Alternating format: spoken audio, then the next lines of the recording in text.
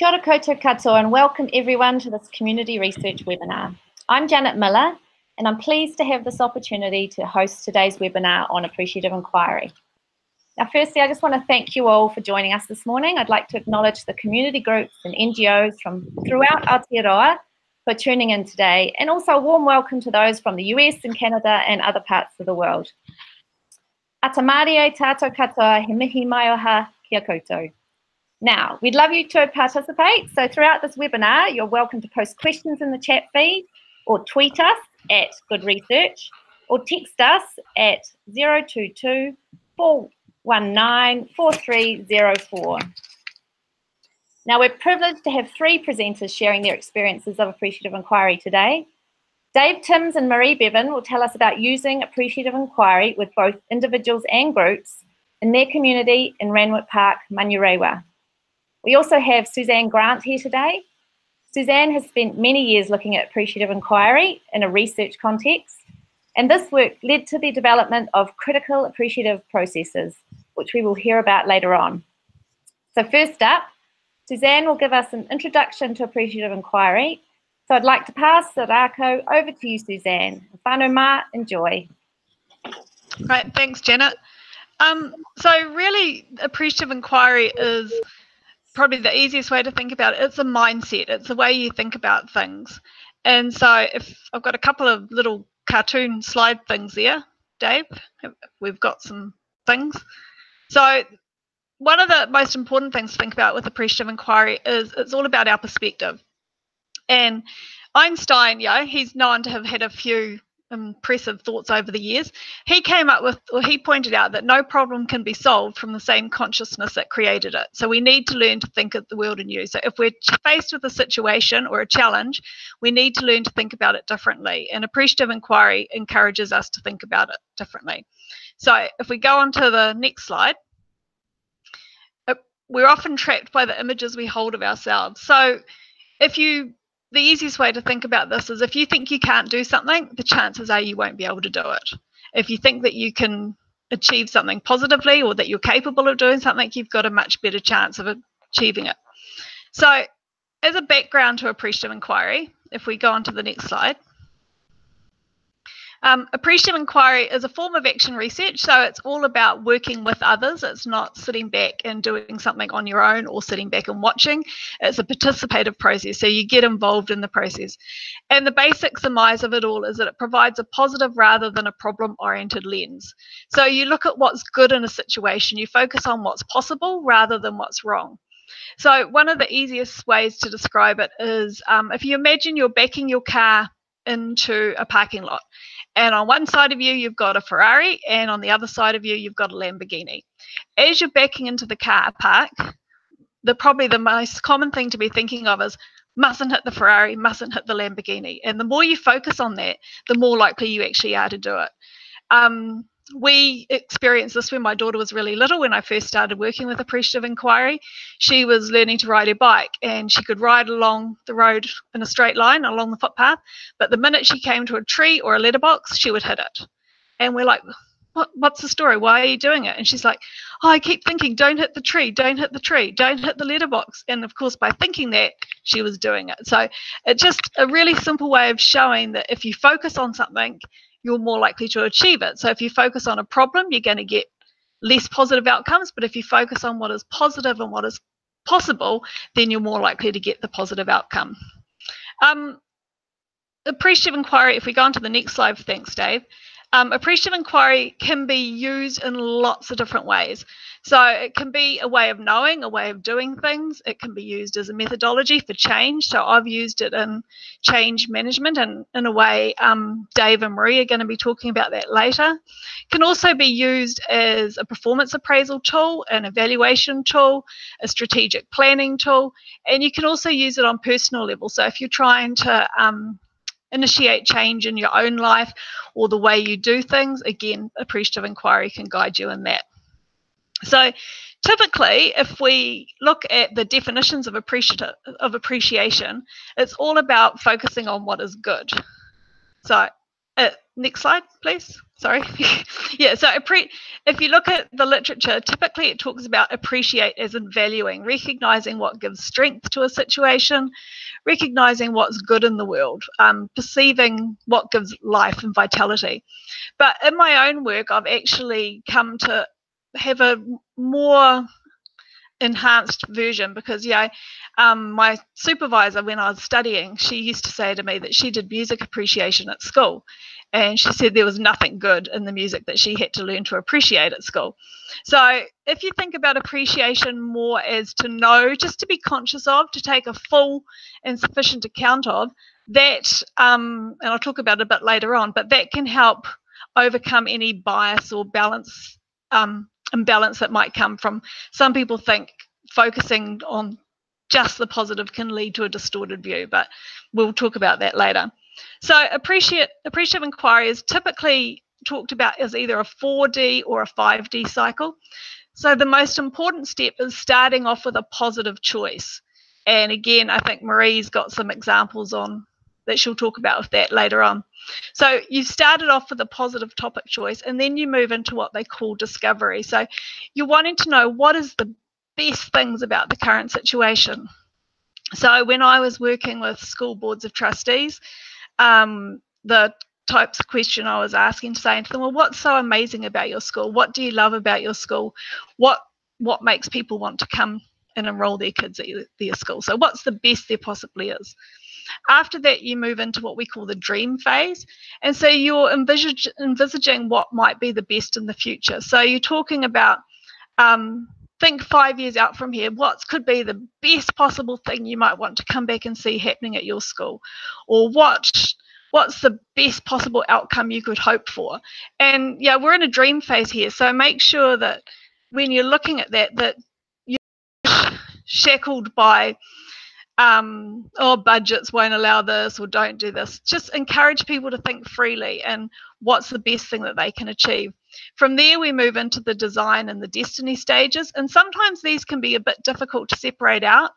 In some cases where people I know have done the design phase, but they've left the destiny because they've felt that as an outsider, if they've been involved with it, that they shouldn't actually sort of drive that stage. But so the design and the destiny phases are basically saying, this is what we're really good at, this is where we want to come, what we want to achieve, and whatever that time period is, how can we take what we're really good at as a starting point to move forward to achieve the dreams? And so that's when you start to design the steps that you might take and what you actually want to achieve, the change you want to achieve, and how you're going to get it. It all sounds very simple. It's just a planning phase, but there are actually 5 key principles that underline everything we talk about in appreciative inquiry. And if you look at them there on the screen, they look a bit scary. Constructionist principles, simultaneity, poetic principles, anticipatory principles. They're all a bit of a mouthful, but they're basically just key ways of thinking. So if we go to the constructionist principle first, basically, and this is one of the key parts to what we're talking about with appreciative inquiry, what we say, what we do, and what we think are all interlinked. So our knowledge, our language, and our action are all linked. What we say influences what we think influences what we do. And so if we're really conscious about the way we approach things, so if we're approaching things from a positive perspective, we're more likely to have more positive actions, more positive language. And it can just be something as simple as the words that you use can influence the tone of the process that you're doing. The principle of simultaneity, well, inquiry is intervention. The minute you ask a question, you are sowing the seed of change.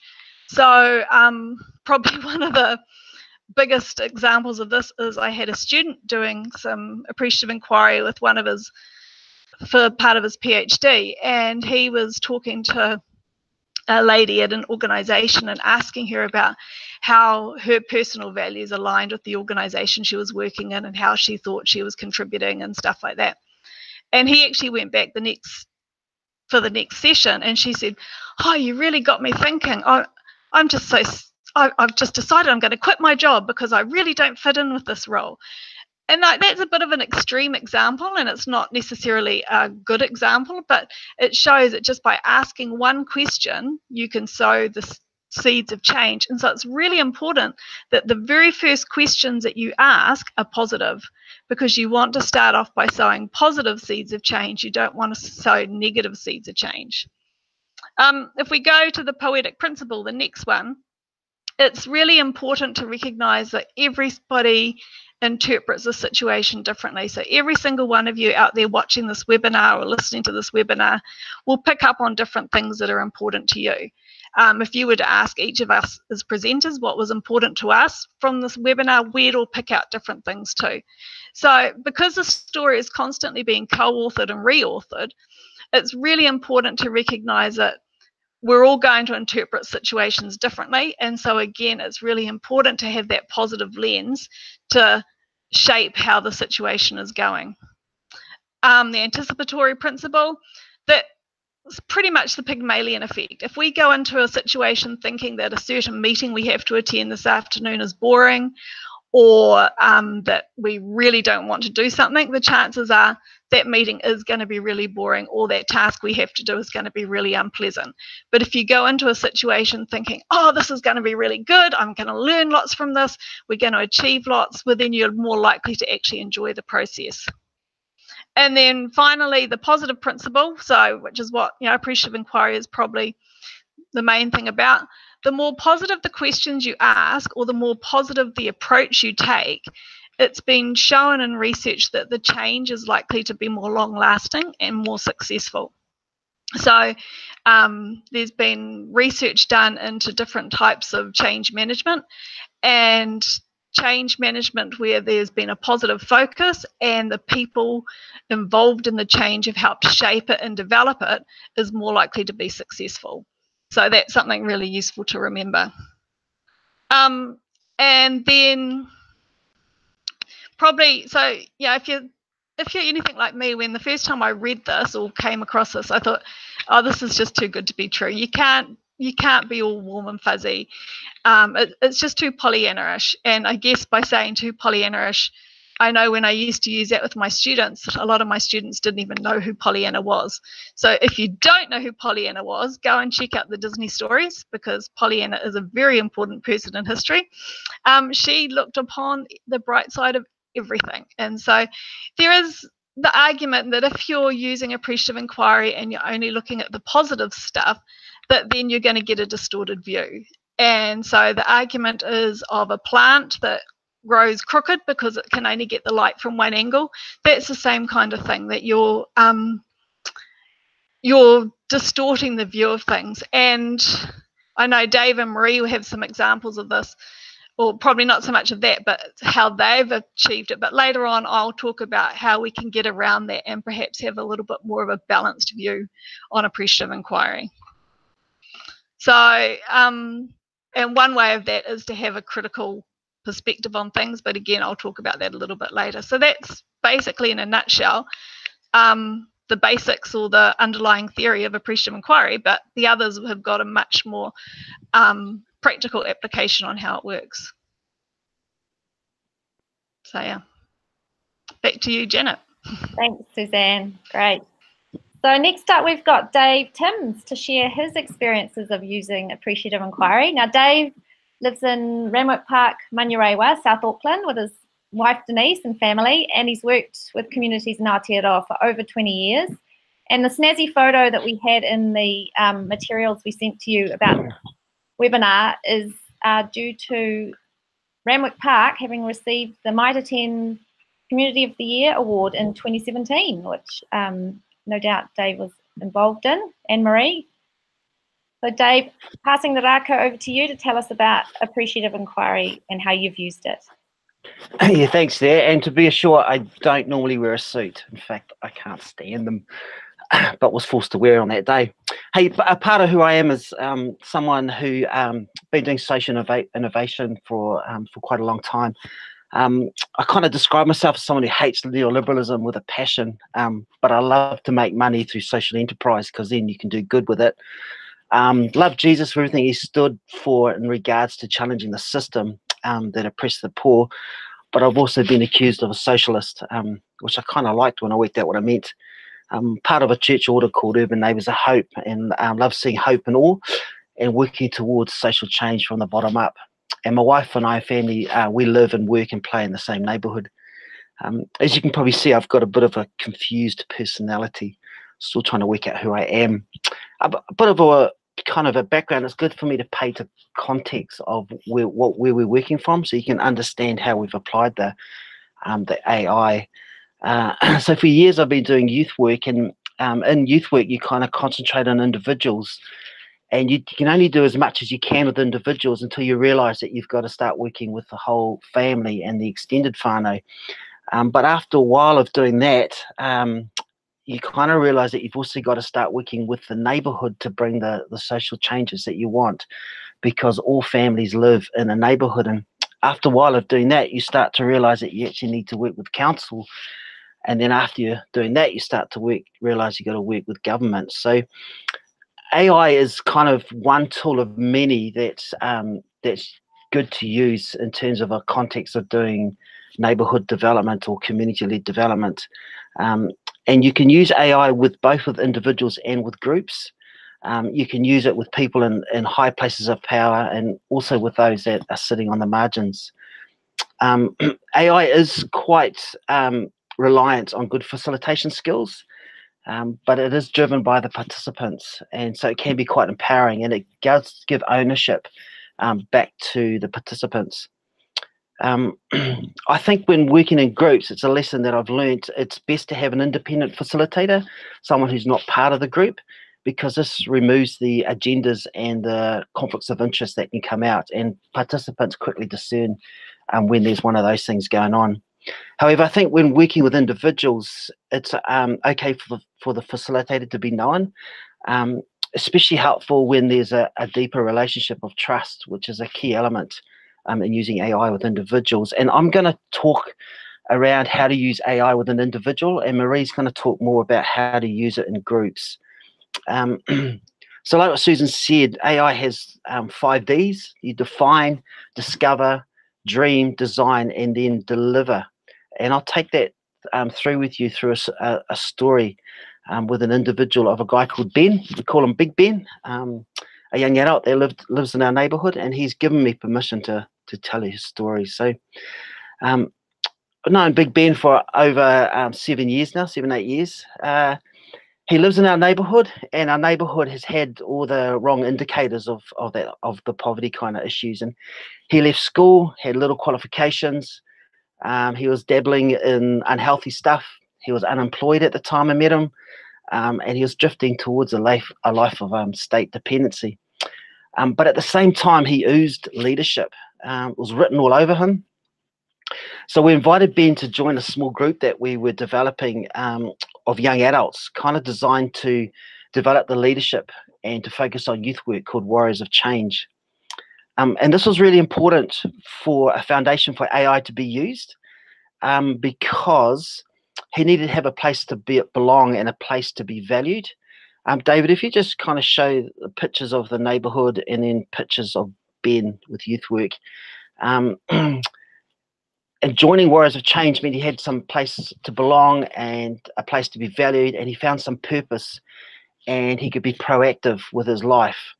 So, and he began his work with youth there. It was also a place where he started to learn to trust me, and he gave me permission to speak into his life. So I started to play a mentoring role, which is an important part of doing community work. So as Ben became more and more passionate about youth, we sat down and used the AI process to do a 5-year kind of life plan with him, dreaming about his future and helping him to have some focus as to where he could go. And this is part of the defining part, the first part. So with Ben and I, we were able to define that what we were going to do through the AI process was have a 5-year plan. And defining that kaupapa is important because it keeps you focused on what you're doing, and so you don't drift off in all kind of other areas, which is really nice to do, but not always that helpful. Also, you kind of working with individual, you've also got to help people work at their inner life. because there are blocks in people's lives that can stop the full impact of the AI process. AI is not a tool to do that and to work at those blocks, and it doesn't answer everything. So you need other tools to work alongside AI. And I think it's really good to be aware of two aspects that are going on for people as you're doing it. And the first thing is that words create worlds. If you could shoot to that slide. So the narratives that we start telling ourselves, that our whānau are telling, and that the neighbourhood speaks about, defines the world that we create. And so we had to work hard on the narrative that Ben had of himself. Sometimes his poverty mindset dictated his life. And sort of undermining poverty is this theme of I am a nobody and I deserve this. I'm unworthy. This is what life has to offer. I don't have options.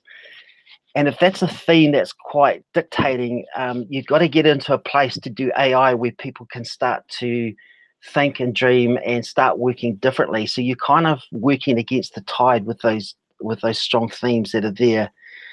But also,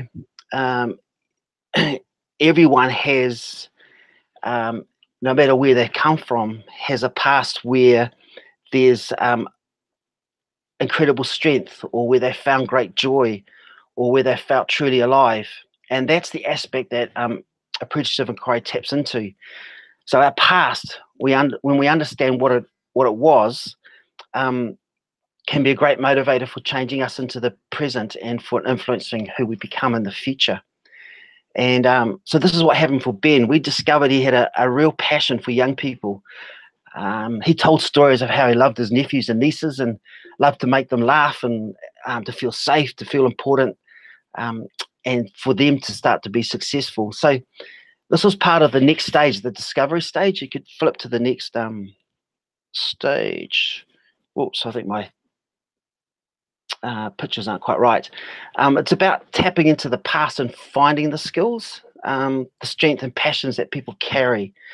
So we ask questions of Ben around things like, when you think of your past, when you're doing something positive, when you're feeling most alive, what were you doing? And who was it that you were with? And what emotions were you experiencing? So you're tapping into people's hearts and into people's heads.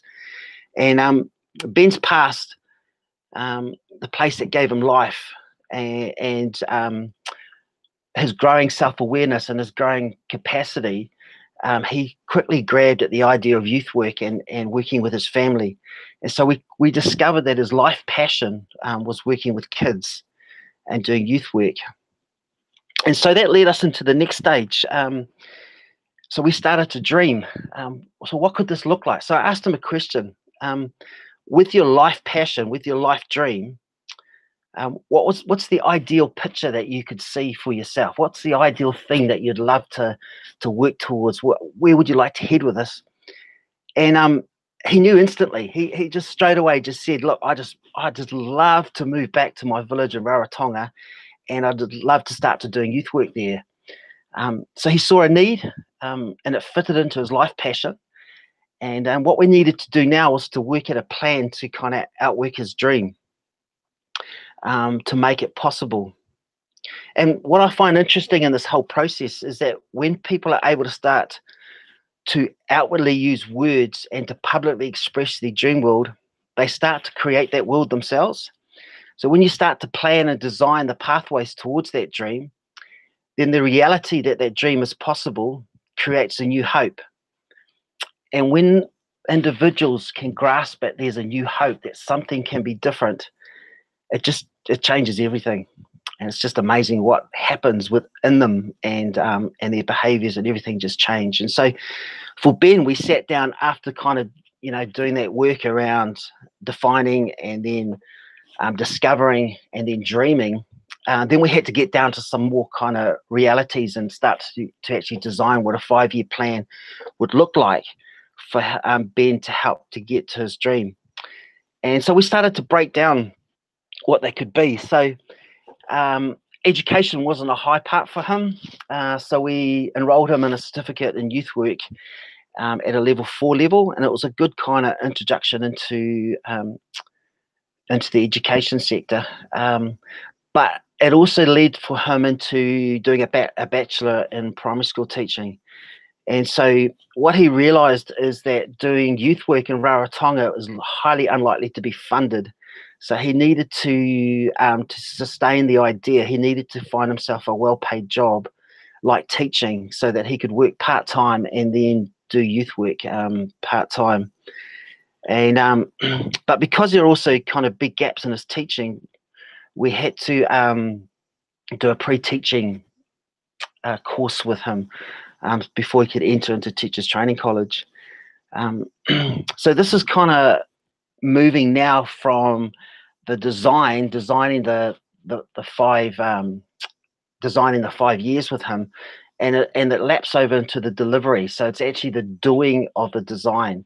How do we actually do this? And so by Ben starting to, first of all do the certificate in youth work, and then he qualifies in it and he succeeds. So success breeds success. And walking alongside him, having the neighbourhood walk alongside him, having mentors walk alongside him, having his family starting to praise him because he's starting to have success, his confidence and his capacity kind of grows. And what AI, the process of AI, what it did for him is it moved him out of that deficit thinking, which Susan was talking about. It's moved him out of that poverty mindset and into a more kind of a proactive, strength-based approach to his life.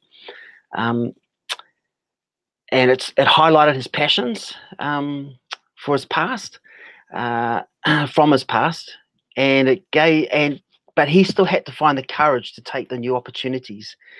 And so that was something he had to dig deep during times, because it wasn't always easy. He was also willing to work on his own life, his own inner life, what I call the shadow, and he didn't run away from it. So he kept on working with the things that he needed. So AI on itself is not enough. You've got to have other stuff alongside it. But AI, the process of AI just really creates a new pathway for people, for individuals to start looking into a new future. And we kind of, Dave, if you go back to that slide that had the past, the present, and the future, we kind of got to understand that we're made up of three parts as an individual. We're made up of our past, and our past influences who we are right now in the present, and what's happening to us in the present influences the way that the decisions that we make and the direction we go to in the future. If our past, the narrative of our past has been quite full on, then the echoes of the past will influence who we are in the present, which will then limit the opportunities that are for us in the future. So what AI does is it looks into your past and it highlights the areas where you were successful, or where you discovered life, or where you found joy, or where you found a passion. And even though your past could have been quite dark, every single person has experienced something that's been good about life. And AI helps you to focus on that, and then it just builds on that. And so, and that can be quite life-changing for individuals as they start to see a possibility of a new future. And so Ben qualified as a teacher. He now teaches in Mangere, and his kids in his class have really helped him to revision his dream for Rarotonga, and his passion for the idea that he had 6-7 years ago now is growing. And last Christmas, this is the last few slides, David, over Christmas, Ben went back to his village in Rarotonga for a holiday, and just to see what is possible. So his dream is still alive, which I think is incredible. So that's just one example of many. And right now I'm doing the same kind of process with 7 other individuals in the neighbourhood. I have no idea what the outcomes will be. It's fascinating hearing people's dreams. It's mind-blowing actually hearing people's dreams, and then walking alongside them towards those dreams is an incredible experience. So highly recommend Appreciative Inquiry. Thanks everyone. Awesome, thanks Dave. That's great to hear about all that great work you're doing, eh? So next up we've got Maree, who's been working with Dave in Randwick Park. She's got years of experience working with families and groups in Aotearoa. So Maree, passing the rākau over to you. Hi, thanks very much. Hey, it's welcome everyone. It's such a privilege to share the stories of the stuff that I've been able to do over the last couple of years. Randwick Park's been my home for about 15 years, and it's the Takanini Strait that is taking forever to get done. That's where we are. We're right there on the eastern side, and so that's where we are. And you know, I was just thinking this morning, unless someone who like you cares an whole awful lot, nothing's going to get better. It's not. And I think in Randwick, that's one of the things that's kind of changed what we've done. We've been a group of people that have just wanted some change to happen and have realised that it's not going to happen unless we actually do something. And so the picture that's up there at the moment is the picture of our skate park. It's pretty cool. It was designed by local skaters. The only bits that don't work on it, I think, are the bits that somebody decided that they knew what to do better. But the skate park and stuff is an amazing place. And behind it, you can see a building that's called Manu Tuktutuku.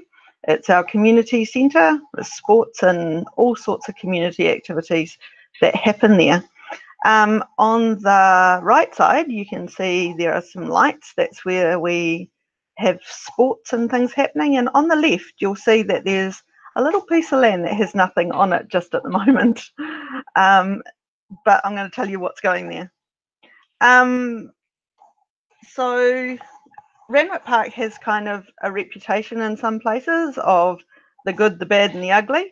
We're known for being Community of the Year, but we're also known that some pretty not nice things have happened around here. But it depends on who you talk to, depends on what view you kind of have.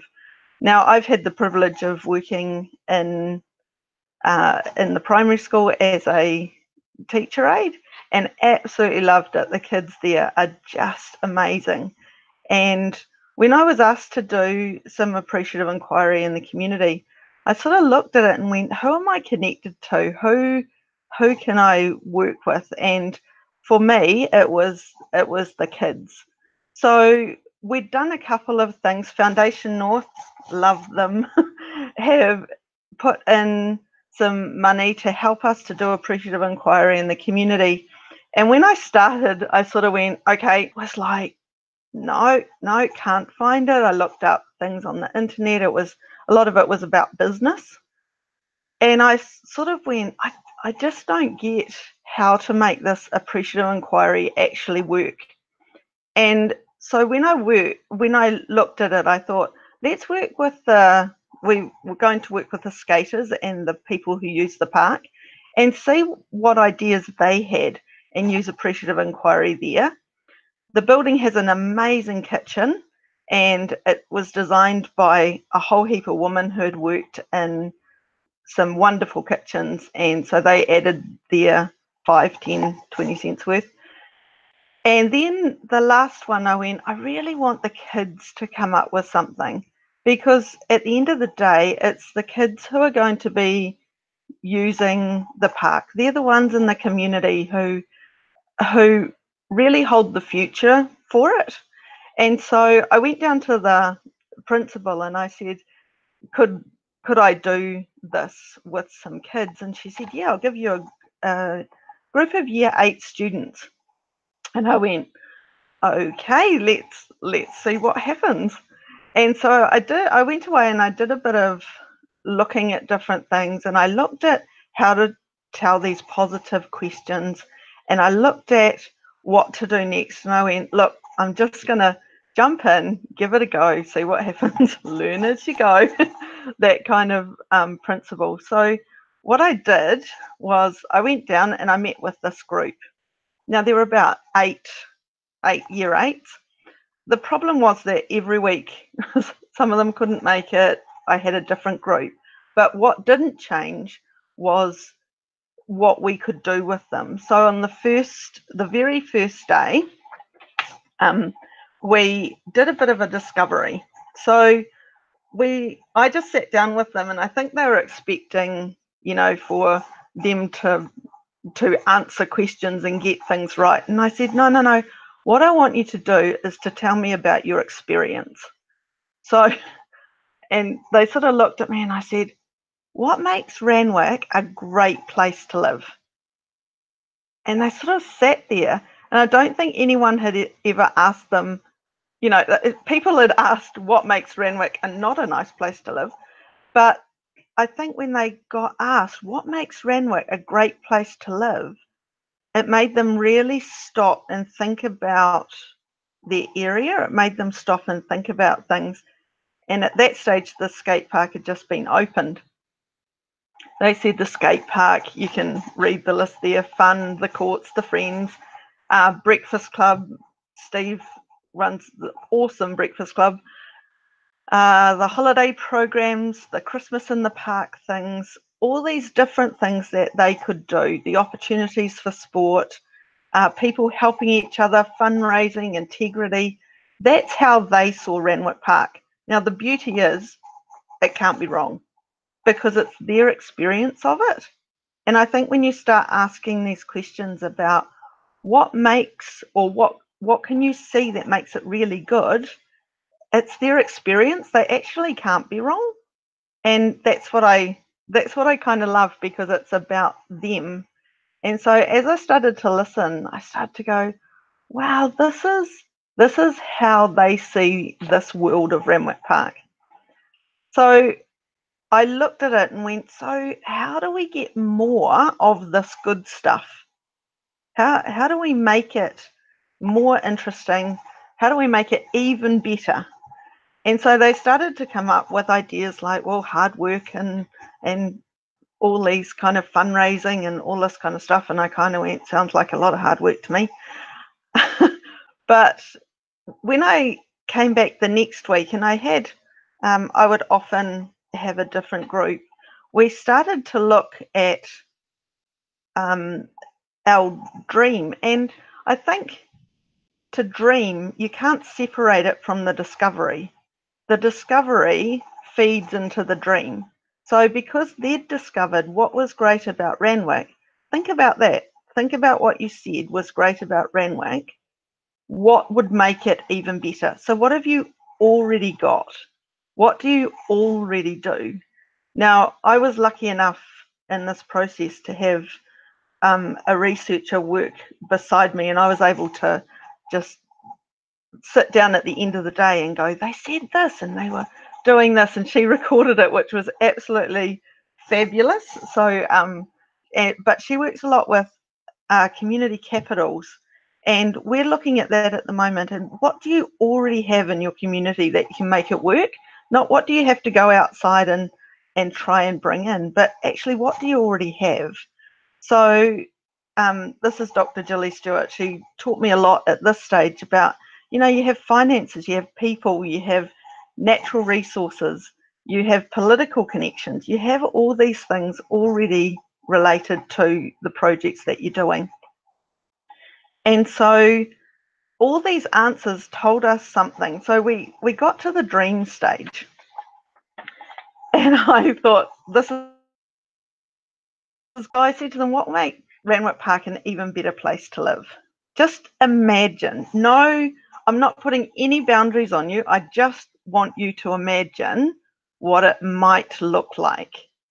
And so they started to say, well, it'd be great if we had an art gallery here. Well, that just blew me out of the water, because I didn't know they were even interested in art. Skate competitions, a big shelter at the park, sunscreen dispensers in the park, all these really interesting things that started to come out that we wouldn't have even thought about, in a sense, as adults. I love the Zumba classes to get the adults out of their comfort zone. We actually did that as a side. It wasn't one of our deliveries, but we actually did it. But chess clubs and family activities, all these kind of things. But they also came out with, we'd love a big slide and a flying fox, and we'd love to put more stuff in the park.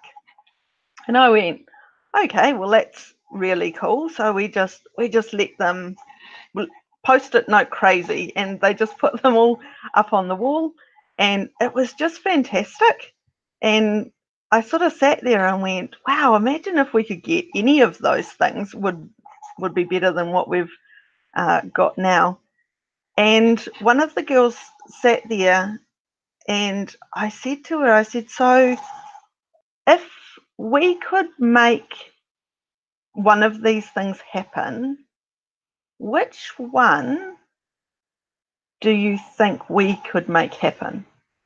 And all of a sudden it was that actually, and I've heard that a lot of people start with the discover and the dream, and then they stop, because that's the fun phase of dreaming and imagining what it could look like. But actually moving into what will we do is a whole nother step.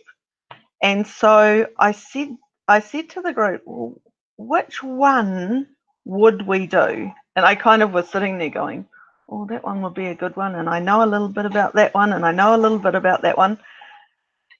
And they sat there, and I was just really quiet because I didn't want to influence their outcome.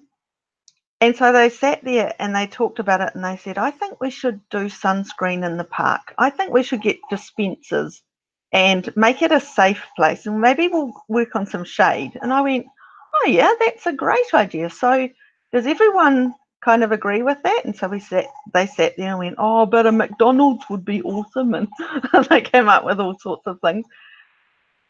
And then one girl said, hey guys, you remember what we've been learning in class? And they have an amazing teacher who's really awesome with words. And she had been teaching them the phrase, and I'm sorry, I don't know who said it, but the bigger the challenge, the bigger the opportunity. And so you can see we've written it right in the middle of the page. And I said, so what does that mean for you? What do you really want to do? And they all looked at each other and said, let's build a playground. And they were so excited, and everything inside me went, I don't know how to do that. I've never built a playground before. And so it was kind of scary for me, but they sort of sat there and they did believe that they could do it. And that whole words create worlds, once they'd spoken it and once they'd said it, that was what was happening. So we I went back to the office and went, what am I going to do? This is exciting, but it's also really nerve-wracking, because I think a lot of us like to know what the end product is. We like to know what it will look like. And AI kind of leads you down a path to start with of this dreaming and going wherever you want to, and then pulling it into what's practical and what can we do, but what's a bit further than perhaps what our comfort zone is. And so you'll be surprised what will come up as a result of it. So I went back to the person who'd helped us to get the building, and he'd helped us with the project work in the park. So Damien Powley, he was at Auckland Council at the time, and I went, here's one of our existing capitals. It's a person in council. Help! How do we get a playground? And we knew that in the original plan there were always plans to have a playground. And so I took him along with Tina, who's actually a playground designer for council.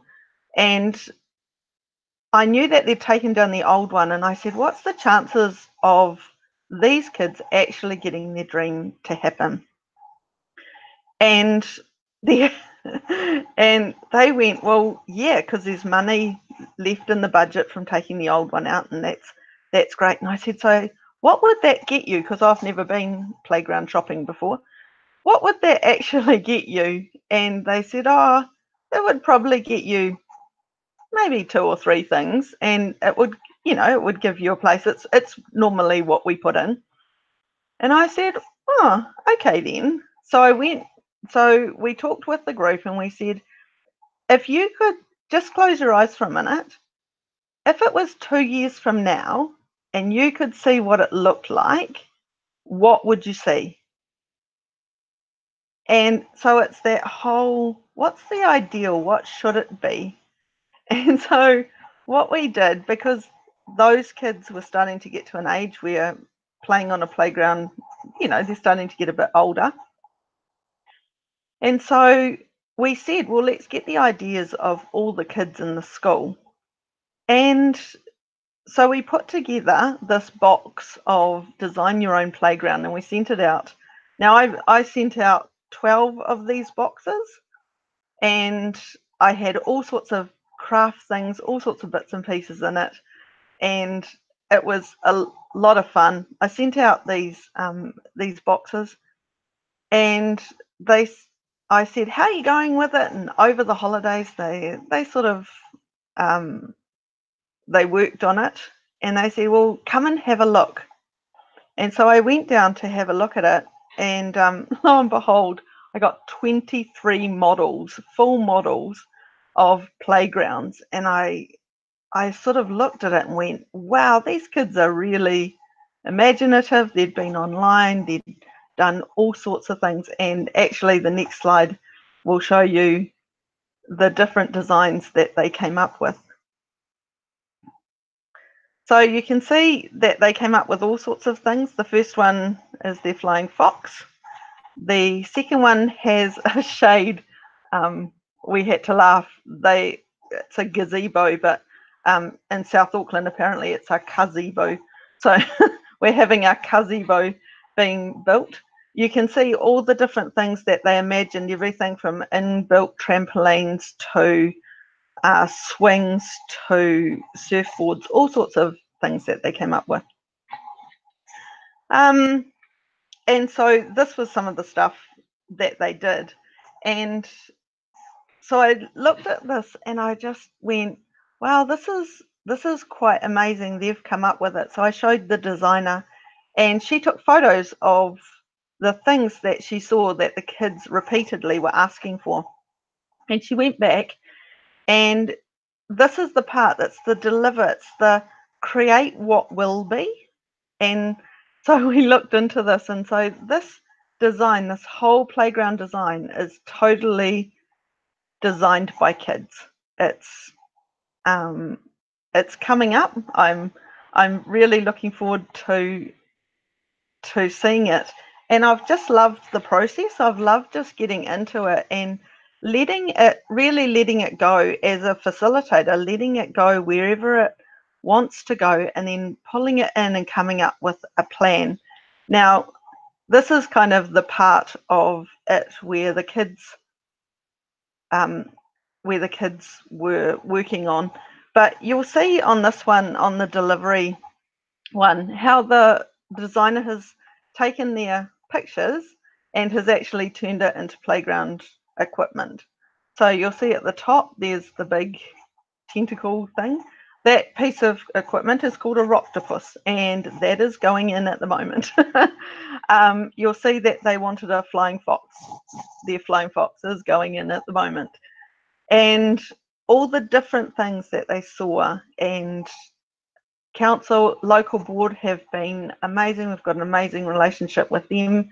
And so we're working with all these different capitals to actually make it happen. Now I'm going to show you the next slide is as much as I can show you, because as we speak, just in the park next to my house, the builders are building the playground, and it's so exciting because I remember going back and showing the kids the design. That's the bit on the right.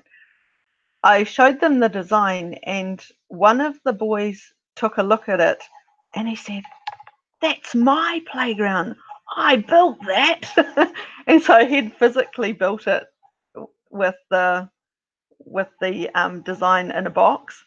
And then he'd come up, and this is the design that they're starting to build now. And you can see the kids that are growing up in the community. Now, this has taken the community 2 years to get. We've had extra money put into it as a result of the hard work that the kids have done. And it's really exciting to watch it. And we're going to have the opening in March. So we're really excited. But I've grown over the time to really love the process of doing this, because I wouldn't have ever dreamed that the kids and I would be working on building a playground.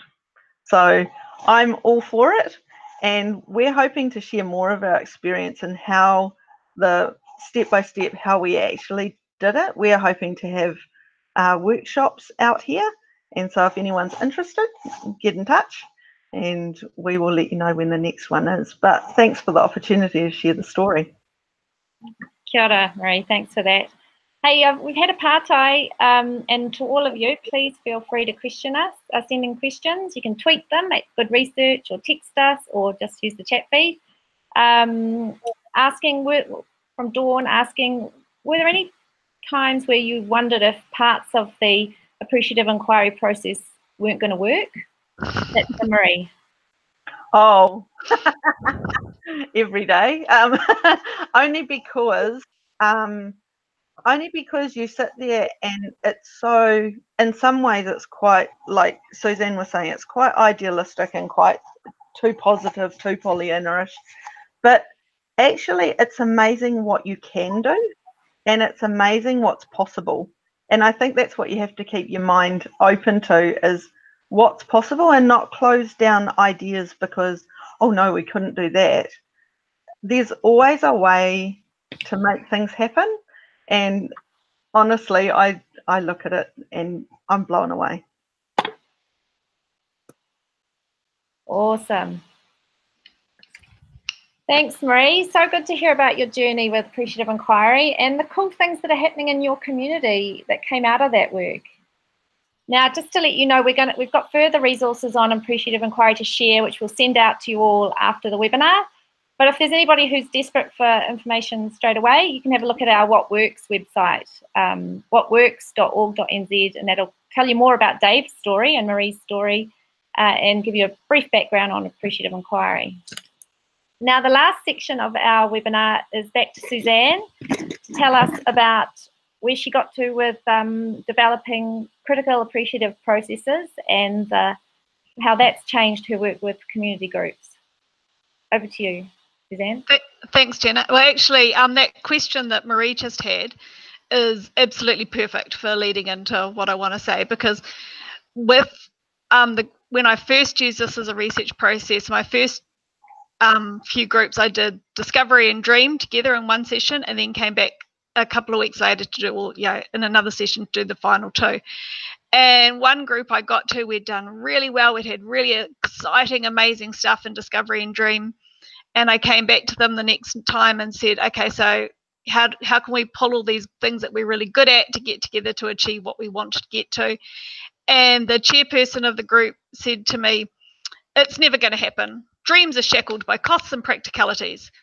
And at that point, the rest of his group just took their lead from what he said, and the whole group just shut down. And it was really sad that I never got any further with that group, because that was it. They just mentally shut down, taking the lead from their chairperson. So that really goes back to reinforce what Maree and Dave have been saying about how words create our worlds. And it goes back to my key point about our action, our knowledge, and our thinking is all linked together. And so one way we can get around this is when you think about critical theory, people often think, oh, critical theory, it's all negative and it's all critiquing everything and it's saying what's wrong with the situation, which is obviously totally different to what appreciative inquiry is. But critical theory isn't actually critiquing and saying what's wrong with the situation. Critical theory is all about challenging the assumptions that we bring to a situation. So like Maree said, she assumed she could never design a playground because she had never done it before. But once she actually took a step back and challenged that assumption, she found out she could do it. So if we look at critical theory, and critical theory is actually all about wanting to develop change, which is exactly what appreciative inquiry is. So without getting too theoretical, if you delve down into it, the two approaches actually want to achieve the same thing, but they're just perhaps coming from it from a slightly different perspective. So it's really important I would say to not get really hung up on, if you don't actually tick off each of the 5 Ds in a nice linear order, don't panic. A lot of what I've found is the value in appreciative inquiry lies in its intent. So if we make sure that we are encouraging positive discourse, that we're using positive words, encouraging positive actions, the rest will flow. It's always presented in a nice, tidy, linear little model, but life isn't like that. And so don't get hung up if you can't tick off every box, is what I'm saying. Another thing is to, and I think somebody had already asked, or I think it was Dave or Maree, I can't remember which one of you, sorry, talked about the importance of having an independent facilitator. And again, that's another place where your critical appreciation can come in. But as an independent facilitator, you need to be really careful about the power that you bring to the process, because appreciative inquiry, like any action research, is participant driven. So you need to make sure that the participants drive. And so one of the examples I found is I was working with a group one day, and it was a group I knew really well because it was a board I was actually part of. And we'd done, again, amazing discovery and dream. But then when we got to the next stage, they just went down and down and down and down. And they kept talking about everything that was going wrong. And I was trying to jolly them along and get us back onto a positive mindset, and it just didn't work. And in the end, I had to actually realize that that was their way of being positive. They had to actually get all that stuff off their shoulders or out of their heads. And eventually they kind of hit rock bottom. Somebody in the group said, well, we could sit here and moan and groan about this all day, but it's never going to change anything unless we change and we do something different. And so it showed to me that although they weren't talking in nice Pollyanna positive rah-rah terms, they still needed to get all that out, and that in a way was positive to them. So you have to be really aware of the power you bring. So I think, David, I've got one more last slide there about critical appreciative processes, if we can bring that up. Yep, that's it. So like I said, challenge the assumptions we take in. As an independent facilitator, challenge your perception of what's good. Make sure that you're letting the group define what is good and the group think what's happening. As I said, don't get hung up in the mechanics of it. And so another way, the big thing is don't just focus on what is good. Be fully conscious, take full and sufficient account of everything that's happening around us. And so, yeah, examples that I've had, and some of it's very similar to what Dave and Maree were talking about, is I did some work with community policing, and obviously the work that community police officers encounter, there's not always something good in their day. And one of the examples, so they started to use it as just another tool in their toolkit for addressing situations. So they sat down and talked to this 12-year-old kid, and they said to him, well, what do you like doing? And even the kid's mother was sitting there with him, and she's thinking, well, nobody ever asked my kid what he likes doing or what he's good at, particularly the police. They're always telling him what he's bad at. Mm-hmm. And when he said, oh, I like to draw. So they thought, okay, well, we'll see if we can find ways to get him out of graffiti into doing some positive art in the community, things like that. I've had students use critical appreciative processes working in rest homes, looking at the way operations and decision-making happens in rest homes. And I've got an ex-student who now works for corrections, and he's actually using critical appreciative processes as part of his planning and developing of tools, not more so at this stage with the staff working at corrections, but again helping them to realise that not everything they come across in their day is necessarily good, but if we look at it from a wider perspective and take into account the assumptions we're bringing to the situation, we can actually make that situation better, and we have a greater opportunity to develop more positive change from that. So yeah, that's probably the easiest way of saying that. Don't get hung up on the mechanics, don't get hung up on having to always be good, just challenge the assumptions you bring into the situation, and that will also challenge your thinking. And because our words create worlds, or our thinking, actions and knowledge are all inexplicably linked, well then that way we can change the way we create our outcomes, which is essentially what appreciative inquiry is all about. Kia ora, Suzanne. Thanks for that. David, I think we've stopped. We're not live anymore, is that right? No, we're still live. Okay, we've got about 1 minute left. Just to say, everybody, we've had quite a few pārtai come in, but we've run out of time, so we're going to need to address those in the Facebook discussion group. So all the presenters will pop onto the Facebook discussion group now, and I'll put the questions in that we've had come in, and we'll see you all there. Apologies for running out of time, but we'll see you at the next webinar. Ka kite. Bye.